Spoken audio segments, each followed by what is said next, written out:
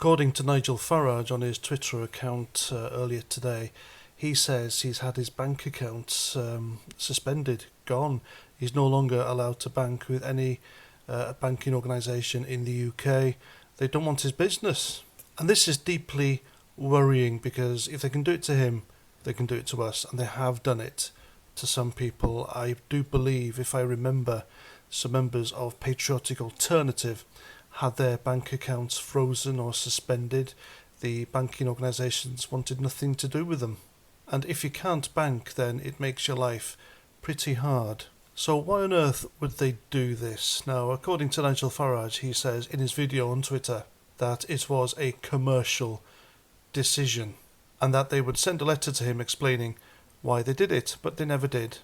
Now, this is the sort of tactic you would find in a socialist dictatorship, where if you have the wrong opinions, then your life is over, basically. You can't use any of the facilities, transport, like China, the social credit system, where if you don't toe the line and you don't have the same opinions as the brutal communist dictators in China, then you can't use your bank account, you can't get a job, you can't pay your rent, no one will house you, and you can't use public transport, and it goes on. Life for human beings in a Western democracy shouldn't be like this. Nigel Farage doesn't spout hate at all, and I think this should confirm to those who reckon that he was paid opposition. Well, I don't think he is he? I can imagine all the soldiers in World War I, World War II, and the rest of them, they must be rolling in their graves, looking down and seeing Britain as it is being a very restrictive place to be unless you toe the line. I mean, I want to live in a country where people can think freely and say what they want. I believe in freedom of expression, but to deny banking access to people who simply have different political views is just, it's unholy. And I think the establishment just want Nigel Farage out of the country, to be honest with you. And it's a good way of doing it without kicking him out. And so, as it stands, thanks to the powers that be, that you have to be pro-European Union, you have to be a Remainer, you have to hate Donald Trump, you're not allowed to vote for the Tories, you're meant to hate them, you're meant to believe in open borders, and the state should prop up illegal migrants crossing the channel. No questions asked. And as for that flag that's dominating the UK now and effectively replacing our great and historic Union flag, well, suck it up, buttercup.